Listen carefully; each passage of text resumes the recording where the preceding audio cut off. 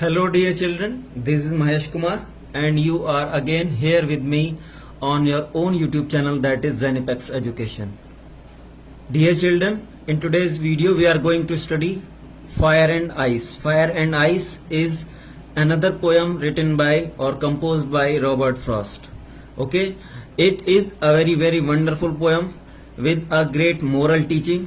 Okay, and as always carry a strong message by Robert Frost. Okay, तो चलिए शुरू करते हैं पोयम. इससे पहले थोड़ा रॉबर्ट फ्रॉस्ट के बारे में जो मेन चीजें हैं वो और देख लीजिए.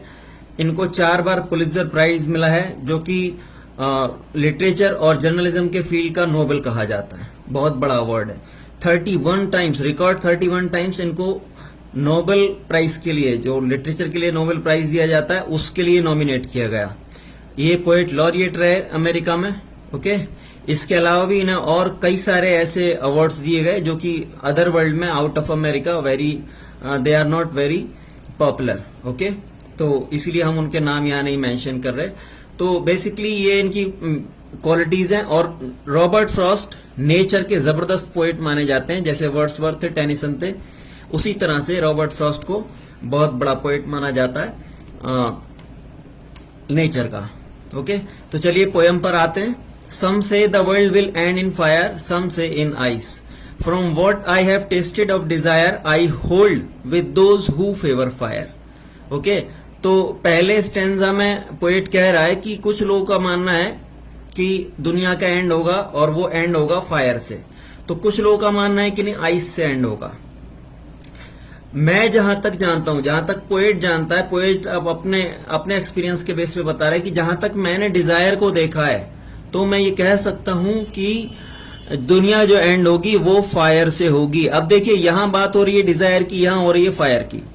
ओके, तो इसकी वजह मेन ये है कि जो फायर है उसको ये डिजायर से रिप्रेजेंट करने की कोशिश कर रहा है. ओके, फायर जो है उसको सिंबॉलिकली ये डिजायर से रिलेट करने की कोशिश कर रहा है, यानी फायर और डिजायर को सीधे सीधे कंपेयर किया है पोएट ने. तो यहां इस तरह से है.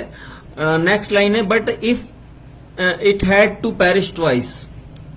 I think I know enough of hate to say that for destruction ice is also great and would suffice. तो आगे पोएट कहता है, लेकिन अगर दुनिया को 2 बार एंड होना हुआ तो मेरा मानना यह है कि हेट भी कम नहीं है. ओके, अगर फायर और डिजायर अगर दुनिया को बर्बाद कर सकते हैं, तो ऐसे ही हेट और आइस भी कम नहीं है. ओके, और ये भी दुनिया को एंड कर सकते हैं sufficiently. Okay, they are also sufficiently powerful enough to destroy the world, the poet wants to say. Okay, तो ये पोएम का आपका एक लिटरल मीनिंग था. वैसे पोएट इनके द्वारा जो अपना ब्रॉडर मैसेज देना चाह रहा है वो ये है कि जैसे कि हमारे यहाँ हमने देखा है अलग अलग रिलीजन में कल्पनाएं की गई हैं. इस्लाम धर्म में भी कल्पना है ऐसी आपके क्रिश्चियनिटी में भी है, ऐसी सनातन धर्म में भी है कि दुनिया का एंड हुआ है. पीछे भी उन्होंने माना है कि एंड हो चुका है, और वो मानते हैं कि आगे भी एंड होगा. एक जजमेंट डे आएगा, दुनिया एंड हो जाएगी.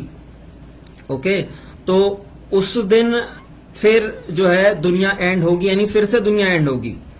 ओके, तो तरह तरह से कल्पना की गई. अधिकतर ने ग्रेट फ्लड्स को ही माना है रीजन उसका. तो कुछ उसी थीम से आइडिया लिया है पोएट ने, ऐसा कुछ रिलेट करके दिखा रहा है. यानी यहाँ धर्म और स्पिरिचुअलिटी और उसने जो आज का जो टाइम है उसको जोड़ दिया है. ओके, ह्यूमैनिटी और स्पिरिचुअलिटी को जोड़ दिया है ना. तो उन दोनों को जोड़ करके दिखा रहा है वो कि जैसे कि हमारे धर्मों में भी कहा गया है कि दुनिया का एंड होगा, वैसे ही हम मानते हैं कि दुनिया का एंड होगा. ओके, हालांकि जो उसमें कहा गया उसमें रीजंस कोई बहुत ज्यादा इनफ नहीं दिए गए, उन्होंने सिर्फ नेचर को माना है. तो यहाँ पोएट जो है यहाँ नेचर के साथ साथ इंसानों को भी शामिल कर रहा है. ओके, जो फायर है, फायर के साथ साथ डिजायर को भी शामिल कर रहा है. डिजायर को फायर से कंपेयर किया है उसने. ओके, तो ह्यूमैनिटी और स्पिरिचुअलिटी दोनों को जोड़ दिया कि दोनों की वजह से ही डिस्ट्रक्शन होगा. ग्रेट फ्लड्स की वजह से अगर डिस्ट्रक्शन हुआ है तो डिस्ट्रक्शन इंसानों की डिजायर्स भी कर सकती हैं। यहां इंसानों की डिजायर्स मैं आपको बता दूं, जो स्ट्रॉन्ग और एग्रेसिव ह्यूमन फीलिंग्स हैं उनको डिजायर रिप्रेजेंट करता है। डिजायर्स का मतलब है स्ट्रॉन्ग और जो एग्रेसिव डिजायर, जो इच्छाएं हैं उतनी हमारी, वो यानी ग्रीड यानी फ्यूरी, बहुत ज्यादा गुस्सा, कन्फ्लिक्ट, क्रूअल्टी, लस्ट, इन सब की वजह से क्या होगा, इन सब की वजह से युद्ध होंगे, लड़ाइयां होंगी। ओके, और जैसे कि वर्ल्ड वॉर भी हो चुके हैं 2 बार, इससे पहले भी लड़ाइयां होती रही हैं, तो ये माना जाता है जैसे आज का, और खासतौर से आज का जो मॉडर्न साइंटिफिक वर्ल्ड है जहां एक से एक खतरनाक एटॉमिक वेपन्स हैं, तो वहां इंसान के द्वारा भी एंड किया जा सकता है। ओके, उसी को दिखाने की कोशिश कर रहा है। जो फायर से वो कह रहा है, वो उसी को कह रहा है कि फायर से एंड होगा, तो नेचुरल फायर तो है ही है, वहां डिजायर भी है, इंसानों की इच्छाएं, दुनिया पे कब्जा करने की, दुनिया पे अपना राज करने की, उसके एम्बिशंस। ओके, उनकी वजह से वो, उसका लालच बढ़ता है, लालच की वजह से वो अपने साथ साथ दूसरों की प्रॉपर्टी पे भी कब्जा करना चाहता है, वो बड़े से बड़ा बनना चाहेगा, दूसरों की कीमत पे बड़ा बनना चाहता है। ओके, तो पोएट उसी के लिए वार्न कर रहा है आपको कि इससे डिस्ट्रक्शन हो सकता है, वर्ल्ड डिस्ट्रॉय हो सकता है। ओके, तो रिलीजन और ह्यूमैनिटी दोनों को जोड़ दिया है। Fire and ice. ओके, जैसे फायर करता है वैसे आइस भी। अब देखिए आइस क्या करेगा, फायर से तो हो गया कि लड़ाई झगड़े हो सकते हैं, युद्ध हो सकते हैं, बड़े पैमाने पर डिस्ट्रक्शन हो सकता है उनसे। आइस मीन्स कोल्ड फीलिंग्स, है ना, जब हमें किसी दूसरे के दुख परेशानी से कोई फर्क नहीं पड़ता। ओके, कोई दुखी है, भूखा है, प्यासा है, हमें उससे कोई फर्क नहीं पड़ता, हम बस अपनी लाइफ जी रहे हैं। ओके, तो इससे भी दुनिया तबाह हो सकती है। यानी पोएट आपसे कह रहा है कि आप थोड़े से कंपैशनेट बनो। अगर इंसान, कोई दूसरा इंसान क्या जानवर भी अगर परेशानी में, उसकी मदद करो। Okay, be kind for the needy. अगर किसी को जरूरत है तो वहां पे उसके काम आओ।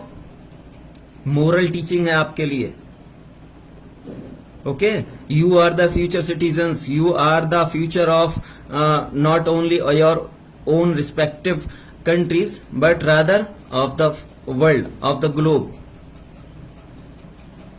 ओके, तो इसीलिए वो आपसे एग्जॉर्ट कर रहा है कि जैसे कि आपको गुस्सा नहीं करना है, आपको इल विल्स नहीं पालनी है, आपको ऐसी डिजायर्स, ऐसी एम्बिशंस नहीं पालनी है जिससे कि लड़ाइयां हों, जिससे कि युद्ध हों, वैसे ही आपको कोल्ड भी नहीं बने रहना, इतना ज्यादा इंडिफरेंट भी नहीं बने रहना वर्ल्ड से कि आप पे, दुनिया में कुछ भी हो रहा है, आप पे कोई फर्क ही ना पड़े। ओके, यानी आपको हमेशा सचेत रहना है, आपको अपनी आंखें कान खोल करके रखना है। अगर कोई मान लीजिए जरूरतमंद है तो उसकी मदद भी करनी है। जितना लड़ाइयां ना करना जरूरी है, उतना ही नीडी की हेल्प करना भी जरूरी है। ओके, यही पोएट आपसे चाहता है। तो यहां ये आपके लिए मोरल टीचिंग्स हो गई इसकी। ओके, इसके अलावा वो जो आगे आपसे जो मैसेज देना चाह रहा है वो ये कि इन्वायरमेंट के प्रति भी पूरे तरह से कॉन्शियस बनो, है ना। सिर्फ लड़ाइयां ही नहीं है बल्कि दूसरी चीजें भी हो सकती हैं। आपका अगर मान लीजिए आप जैसे कि इस समय हालात बना रखे हैं, हमने लालच के चक्कर में बहुत सारी इंडस्ट्रीज खड़ी कर दी, उससे हम इन्वायरमेंट को पॉल्यूट कर रहे हैं बुरी तरह से। उससे इन्वायरमेंट पॉल्यूशन हो रहा है, क्लाइमेट चेंज की कंडीशंस खड़ी हो रही हैं, ग्लोबल वार्मिंग हो रही है। ओके, तो ग्लोबल वार्मिंग के जरिए भी दुनिया बर्बाद हो सकती है। तो कुल मिला के वो एक आपकी होलसम लाइफ में, पूरी मतलब लाइफ के जो भी एस्पेक्ट्स हैं उस सभी में डिजायर्स जैसी चीजें और आइस से रिलेटेड जो भी चीजें हैं, फायर और आइस दोनों से रिलेटेड जो भी चीजें हैं, उन सब से बच करके चलने को कह रहा है, मिडिल पाथ अपनाने को कह रहा है। ओके, आपसे एग्जॉर्ट कर रहा है पोएट कि ऐसी चीजें कभी मत करो, ऐसी चीजों से बच के रहो जिनसे कि डिस्ट्रक्शन के रिजल्ट आ सकते हैं, जिनसे कि डिस्ट्रक्शन हो सकता है वर्ल्ड में। Okay, be a good global citizen. The poet wants you to be a good global citizen, an ideal global citizen and not of a particular country. Okay, क्योंकि आज के वक्त की ये डिमांड है। तो ये कुछ पोयम के बारे में था। अब चलिए देख लेते हैं कि इसमें कौन कौन से पोएटिक डिवाइस यूज हुए हैं। पहली चीज तो इसमें राइमिंग स्कीम अगर हम देखें तो ए बी ए है। ओके, फर्स्ट थर्ड और फोर्थ लाइन मैच कर रही है, ए बी ए। ओके, और सेकेंड लाइन अलग है। ऐसे ही जो सेकेंड स्टेंजा है इसमें ए बी ए है rhyming scheme. Okay, first third second fourth match कर रही है। ऐसे ही जो लास्ट है यानी फिफ्थ लाइन वो भी फर्स्ट और थर्ड से मैच कर रही है, ए बी ए। ओके, इसके अलावा कुछ फिगर्स ऑफ स्पीच भी इसमें यूज हुए हैं, जैसे कि सिंबोलिज्म। जैसे हमने बताया फायर और आइस को सिंबलाइज किया गया है ह्यूमंस की जो डिजायर्स हैं उनसे, और ऐसे ही इनडिफरेंट वाली जो फीलिंग है हेट्रेड उससे। ओके, तो यहाँ सिंबोलिज्म है, इमेजरी है, ऐसे कल्पना की गई है कि वर्ल्ड एंड होगा। ओके, और वर्ल्ड एंड होगा तो कैसे एंड होगा इसकी कल्पना की गई है, therefore here is imagery. Okay, metaphor है, मेटाफोर का मतलब सीधा सीधा है फायर को डिजायर से कंपेयर किया गया है, ऐसे ही आइस को हेट्रेड से कंपेयर किया गया है, तो इसलिए मेटाफोर है। ओके, आपको पता है कि मेटाफोर हर वहां होता है जहां की दो अलग अलग फिनोमिना को कंपेयर किया जाए और वहां कोई कंपेयर वाले वर्ड जैसे एज और दूसरे सो वगैरह यूज भी ना हो। ओके, तो वहां मेटाफोर होता है। इसके अलावा पर्सोनिफिकेशन है, because fire and ice likewise desire and hatred are considered as active as living beings. Okay, they are considered as living beings.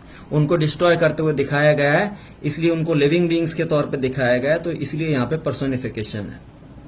Anaphora है, एनाफोरा हर वहां होता है जब किसी पोयम की दो लाइनें या दो से ज्यादा में सेम वर्ड या कोई सेम फ्रेज यूज होता है, रिपीट होता है, जैसे यहाँ सम से। ओके, तो यहाँ पे एनाफोरा है। इसके अलावा अलिट्रेशन है, अलिट्रेशन जब कभी एक ही वर्ड में एक ही लाइन में एक से ज्यादा वर्ड एक ही साउंड से शुरू होते हैं, जैसे यहाँ फेवर फायर। ओके, इसके अलावा भी कुछ हैं और, लेकिन वो हम उनको यहाँ